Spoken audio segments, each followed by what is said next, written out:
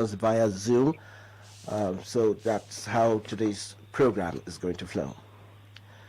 Now, for Nigerians, you can join the I don't conversation know. as we're streaming live on www.facebook.com/Radio Nigeria Network or simply Radio Nigeria.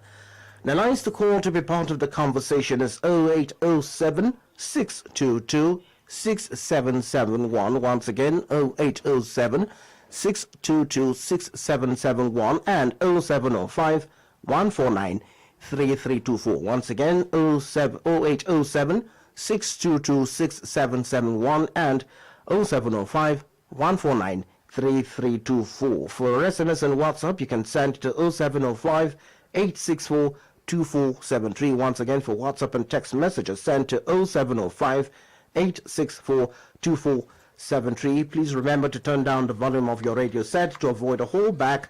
Make your contributions short and straight to the point. Once again, thank you for joining us. So, Honorable Minister. Let me perhaps start with some house clearing, if you please. Yes, please. I'm straining to hear you here. I don't know how clearly you can hear me. So if you can adjust the volume perhaps from your end to make it a little louder, I have to strain to hear you. Oh, we apologize for that. But we can hear you loud and clear from here. And Okay, Nigerians... now it's better. Okay. Now Yes. it's better. All right. And Nigerians too can hear you as well, quite very clearly. So, Honorable Minister, considering the challenges posed by the COVID-19 pandemic and the priority placed on infrastructure development by the present administration, what is the level of progress so far with regards to housing development in the country?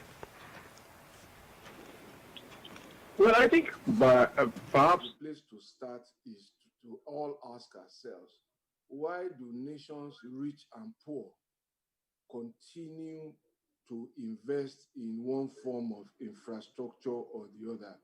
Or perhaps infrastructure so defining for the development of nations? And it is very simple. Infrastructure is one of the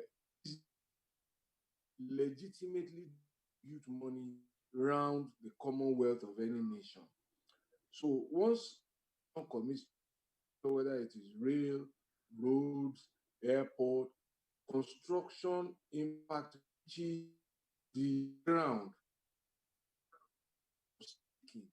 from where you begin to buy laterite, sand, cross stones. It reaches the hinterland where the quarries are kept.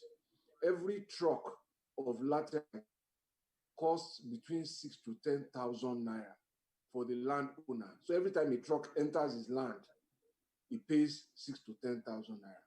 And then the value chain from loader to driver to delivery, and then to construction sites, to labor, engineers, men, machine, diesel supply, to actually the build of the infrastructure, which then makes the nation more competitive, more efficient, because travel is easy, movement of goods is easy, business is easy to do.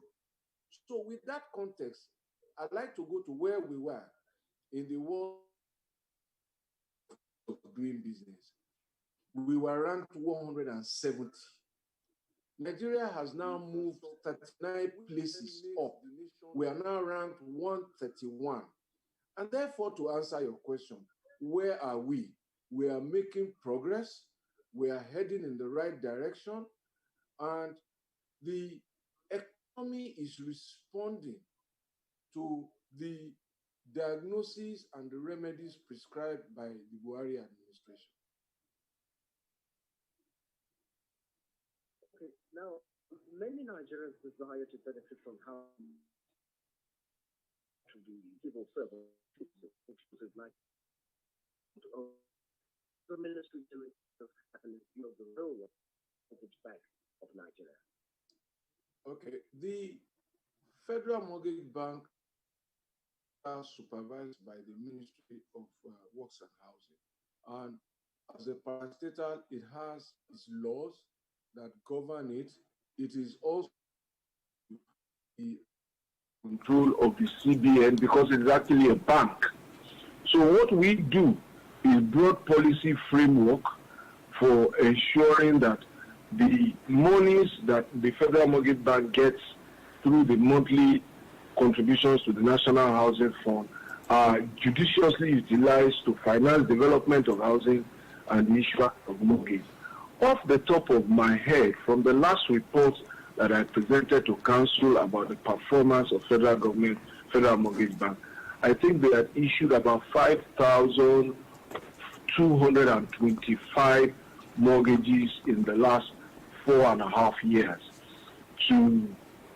That was in the sum of about 38 billion naira that has been disbursed.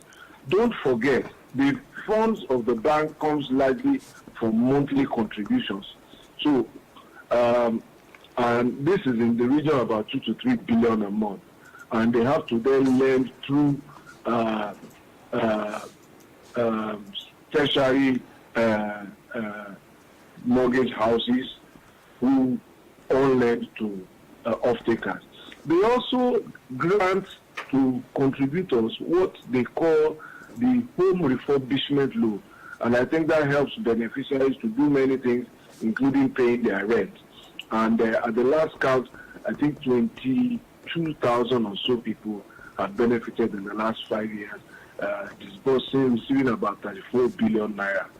But apart from that, the Federal Mortgage Bank is also financing the construction and development of about 5,000 houses in different parts of the country. And this is done through its estate development loan.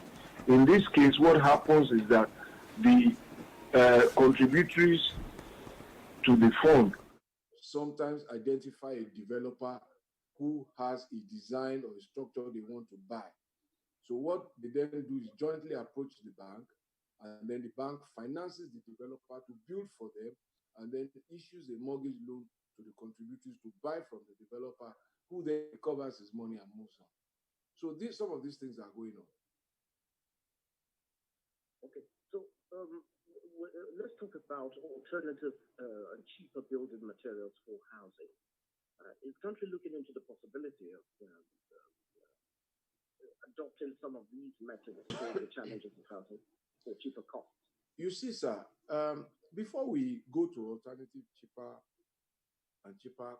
costs of building materials, let me just quickly make this point that we cannot tell the full picture of Nigeria's housing success or challenges if all we focus on is what the Federal Mortgage Bank and the federal government is doing.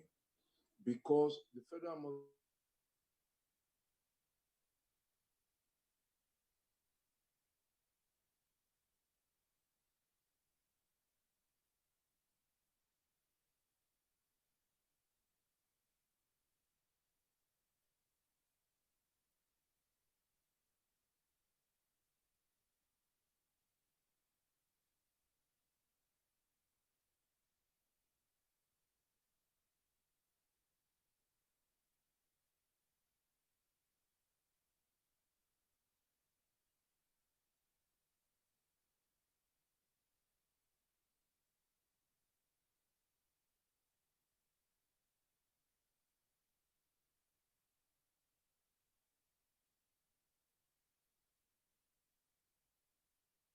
responsibility includes determining or advising on acceptable types of building materials for Nigeria's housing environment, taking into consideration the land use, the availability of material, the climatic conditions. So that's why we have designed, for example, the National Housing Program, which responds to the diverse needs of Nigerians. Up north, the preference for bungalows; down south, the preference for blocks of flats; and we are